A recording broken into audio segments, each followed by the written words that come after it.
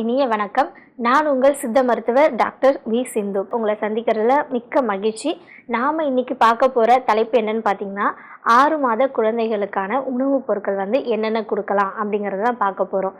குழந்தைகள் வளரும் பொழுதே, அதாவது 6 மாதத்துல 6 மாதம் முழுவதுமாக நம்ம கண்டிப்பா தாய்ப்பால் அப்படிங்கிற ஒண்ணு தான் குடுக்கணும். 6 மாதம் முழுமையடைந்த குழந்தைங்களுக்கு நம்ம குடுக்கக்கூடிய இணை உணவுகள் என்னலாம் குடுக்கலாம் அப்படிங்கிறது கண்டிப்பா உங்களுக்கு ஒரு குழப்பத்துல தான் இருக்கும்.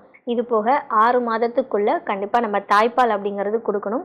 அப்பதான் குழந்தைங்களோட டைஜஷன் அப்படிங்கிறது நார்மலா இருக்கும். 6 மாதத்துக்கு மேல முழுமையடைந்த குழந்தைங்களுக்கு நம்ம இணை உணவுகள் குடுக்கும்போது குழந்தைங்களோட செரிமான உறுப்புகள் அப்படிங்கிற ஒண்ணு ஆக்டிவ் ஆகும். அவங்களோட பிரெயின் ஃபங்க்ஷன்ஸ், அதாவது மூளையோட செயல்பாடுகள், அவங்களோட காக்னேட்டிவ் ஃபங்க்ஷன்ஸ், ஒவ்வொரு மைல்ஸ்டோன்ஸுமே அப்பதான் நல்ல அதிகப்படியான ஒரு ரெஸ்பான்ஸ் இருக்கும்.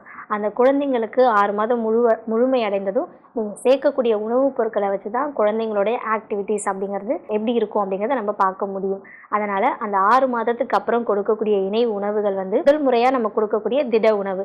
குழந்தைங்களுக்கு கண்டிப்பாக நீங்கள் வீட்டில் செஞ்ச உணவுகளாக கொடுக்கறது தான் இன்னுமே பெஸ்ட்டாக இருக்கும். கடையில் செஞ்ச உணவுகளாக இருக்கட்டும், இல்லை பேக்கடு ஃபுட்ஸாக இருக்கட்டும், கண்டிப்பாக இந்த மாதிரி ஒன்று ஆரம்பிக்காதீங்க.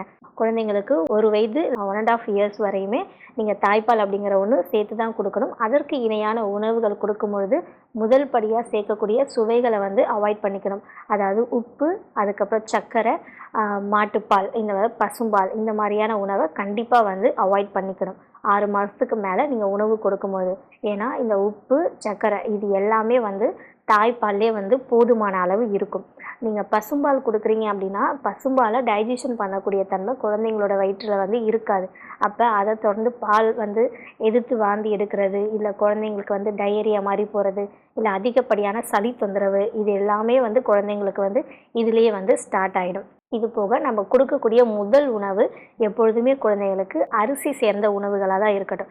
அது எந்த வகையான அரிசியாக இருக்கட்டும், பச்சரிசியாக இருக்கட்டும், புழுங்கல் அரிசியாக இருக்கட்டும், சிவப்பு அரிசியாக இருக்கட்டும், எந்த வகையான அரிசியாக இருந்தாலுமே குழந்தைங்களுக்கு அரிசி உணவு அப்படிங்கிற ஒன்று தான் நம்ம முதல்ல ஆரம்பிக்கணும். 2வது பருப்பு வகைகளை ஆரம்பிக்கலாம். பருப்பு வகையில் துவரம் பருப்பு, இல்லை பச்சை பருப்பு, பாசிப்பருப்பு, எந்த பருப்பாக இருந்தாலுமே நீங்கள் பருப்பு வகைகள் அப்படிங்கிற ஒன்று தைரியமாக ஆரம்பிக்கலாம். இது போக காய்கறிகள் அப்படின்னா நீர் காய்கறிகள் அப்படிங்கிறது ஒன்று நல்லா கொடுக்கலாம். ஏன்னா நீர் காய்கறிகள் அப்படிங்கிறது குழந்தைங்களோட டைஜஷனை நல்லா இம்ப்ரூவ் பண்ணும், நல்ல செரிமான சக்தியை கொடுக்கும்.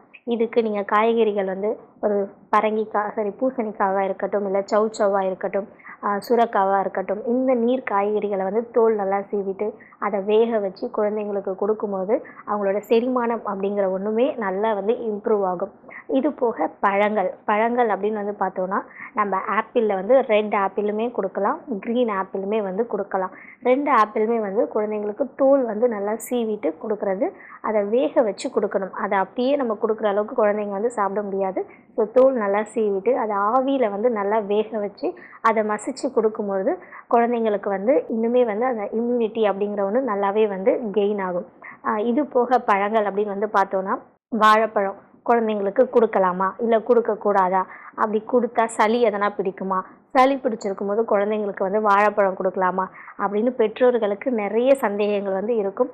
வாழைப்பழம் நீங்கள் தாராளமாக கொடுக்கலாம். ஏன்னா வாழைப்பழத்தில் நிறைய பொட்டாசியம்ஸ் இருக்குது.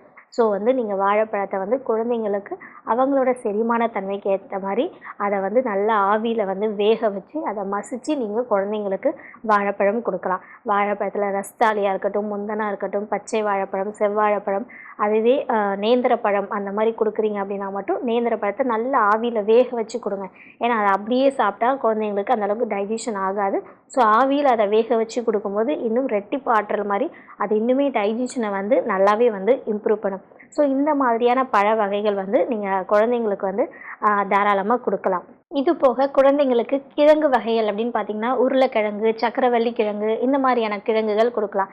நிறைய பேரண்ட்ஸ் கேட்குறது ராகி குழந்தைங்களுக்கு சேர்க்கலாமா அப்படின்னு கேட்குறாங்க. ராகி இப்போதைக்கு அதாவது 1 வயசுக்குள்ளே நீங்கள் சேர்க்க வேண்டாம்.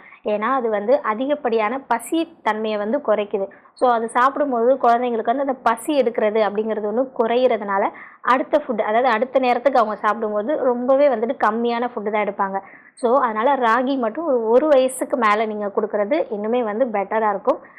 7 மாதங்கள் அந்த மாதிரி நிறைந்த உடனே நீங்கள் குழந்தைங்களுக்கு ரவையாக இருக்கட்டும், இருக்கட்டும், இல்லை சிறுதானிய ஐட்டங்கள் இதெல்லாமே வந்து சேர்க்க ஆரம்பிக்கலாம். கண்டிப்பாக குழந்தைங்களுக்கு ஒரு 8 மாதத்துக்கு மேலே நீங்கள் மாமிச உணவுகள் வந்து சேர்க்க ஆரம்பிக்கலாம். ஏன்னா இது சேர்க்கறதுனால எதனா ஆகுமோ அப்படின்னு நிறைய பேரண்ட்ஸ் வந்து பயப்படுறாங்க. ஸோ அந்த மாதிரியெல்லாம் எதுவும் கிடையாது. நீங்கள் மட்டனாக இருக்கட்டும், அதாவது நல்ல வெள்ளாட்டு கறியாக இருந்தால் அதை சூப் மாதிரியோ இல்லை குழந்தைங்களுக்கு வச்சு கொடுக்கும்போது அதற்கு தேவையான டைஜஷன் அப்படிங்கிறது குழந்தைங்களுக்கு இம்ப்ரூவ் ஆகிட்டே தான் இருக்கும். ஸோ ஒவ்வொரு மாதமும் ஒவ்வொரு நாளும் குழந்தைங்களுக்கு ஒரு விதமான புது வகையான உணவுகளை வந்து நீங்கள் ஆட் பண்ணிகிட்டே இருக்கணும். அப்படி ஆட் பண்ணால் தான் குழந்தைங்களுக்கு அந்த பசித்தன்மை அப்படிங்கிறதும் நல்லா இருக்கும். குழந்தைங்களுக்கு கான்ஸ்டிபேஷன் அந்த மாதிரி ஒன்றுமே வராமல் அந்த பசி அப்படிங்கிற ஒன்று நார்மலாக வந்து வரும். இது போக குழந்தைங்களுக்கு வந்து பஞ்சமுட்டி கஞ்சி அப்படிங்கிற ஒன்று நான் முன்னாடியே உங்களுக்கு சொல்லியிருக்கேன். இந்த மாதிரியான கஞ்சி சூர்ணங்கள் கொடுக்கும்போது குழந்தைங்களோட உடல் எடையுமே அதிகரிக்கும். அவங்களுடைய அதாவது நரம்பு சம்பந்தமான பிரச்சனைகள், நியூராலஜிக்கல் ப்ராப்ளம்ஸ் எல்லாமே வந்துட்டு நல்லா வந்து ஒரு இம்ப்ரூவ் ஆகும். இதுதான் வந்து ஒரு ஹை ப்ரோட்டீன் ஐட்டமாக இருக்குது இந்த பஞ்சமுட்டி கஞ்சி.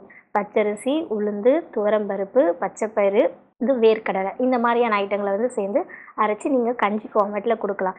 இது போக குழந்தைங்களுக்கு அரிசி கூட பொரிக்கடலை இல்லை ஏலக்காய் இந்த மாதிரி அரைச்சி ஒரு அதாவது அரிசி வந்து ஒரு 500 கிராம், பொரிக்கடலை வந்து அதுக்கு பாதி 250 கிராம், இந்த ஏலக்காய் வந்து ஒரு 4 இது சேர்த்து அரைச்சி ஒரு கண்டெய்னரில் வந்து போட்டுக்கலாம். இதை வந்து நீங்கள் ஒரு நாளைக்கு ஒரு 2 முறை வந்து குழந்தைங்களுக்கு கஞ்சி ஃபார்மேட்டில் வந்து கொடுக்கலாம். அப்படி கொடுக்கும்போது குழந்தைங்களுக்கு தேவையான கார்போஹைட்ரேட்ஸு, ப்ரோட்டீன்ஸு எல்லாமே வந்து நல்லாவே வந்து கிடைக்கும். இது போக என்ன காய்கறிகள் அப்படின்னு வந்து பார்த்தோன்னா, ஒரு காய்கறி மட்டும் இல்லாமல் 2 காயை சேர்த்துக்கோங்க. ஒன்று கேரட் சேர்த்துக்கோங்க, ஒரு உருளைக்கிழங்கு சேர்த்துக்கோங்க, அது கூட ஒரு பருப்பு. இந்த மாதிரி போட்டு அதை நல்லா வந்து கிரைண்ட் பண்ணி அதை நல்லா வேக வச்சு அதை நீங்கள் கிரைண்ட் பண்ணி கொடுக்கலாம். ஏன்னா கேரட்டில் நிறைய விட்டமின் ஏ இருக்குது, உருளைக்கிழங்குல நிறைய மாவுச்சத்துக்கள் வந்து இருக்குது. இந்த மாதிரியான ஐட்டம்ஸ் வந்து கொடுக்கலாம். இது போக பப்பாளி நிறைய குழந்தைங்களுக்கு நீங்கள் கொடுக்க மாட்டீங்க. பப்பாளியை வந்து அதாவது தோல் வந்து சீவிட்டு கட் பண்ணி அதை பாலோடு அரைச்சி நீங்கள் கொடுக்கும்போது குழந்தைங்களுக்கு தேவையான வைட்டமின் ஏ, கண்ணில் ஏற்படக்கூடிய குறைபாடு அப்படிங்கிற ஒன்று கண்டிப்பாக நீங்கள் வந்துட்டு அவாய்ட் பண்ணலாம். ஸோ இது போக கோதுமை அந்த மாதிரியெல்லாம் நம்ம உணவில் வந்து சேர்க்கலாமா அப்படின்னு வந்து கேட்குறாங்க. கோதுமை கண்டிப்பாக வந்து சேர்த்துக்கலாம். கோதுமை கூட பாசிப்பருப்பு இந்த மாதிரி அரைச்சி கொஞ்சம் அதில் கருப்பட்டி அந்த மாதிரி அரைச்சி நீங்கள் வந்து ஒரு கண்டெய்னரில் போட்டு குழந்தைங்களுக்கு அதை ஒரு கஞ்சி ஃபார்மேட்டில் வந்து கொடுக்கும்போது அதன் மூலயமா கொடுக்கக்கூடிய குளூட்டின்ஸ் எல்லாமே வந்து குழந்தைங்களுக்கு வந்து போதுமான அளவு கிடைக்கும். ஸோ நம்ம ஒரு வயசு வரை குழந்தைங்களுக்கு வந்து கொடுக்கக்கூடிய உணவுகள் ஒவ்வொரு உணவுப் பொருட்களாக புதுசாக நம்ம சேர்த்துட்டு வரும்போது அவங்களுடைய செரிமான சக்தி அப்படிங்கிற ஒன்று நல்லாவே வந்து இம்ப்ரூவ் ஆகும். இப்படி சாப்பிடும்போது குழந்தைங்களோட உடல் எடை அப்படிங்கிறப்போ அது கண்டிப்பாக வந்து ஏறதான் செய்யும். இந்த மாதிரியான உணவுப் பொருட்களை வந்து குழந்தைங்களுக்கு வந்து சேர்க்கும்போது அவங்களோட உடல் எடைங்கிறது கண்டிப்பாக அதிகரிக்க உதவும். இதே மாதிரி இன்னொரு எபிசோடில் உங்களை நான் சந்திக்கிறேன். நன்றி, வணக்கம்.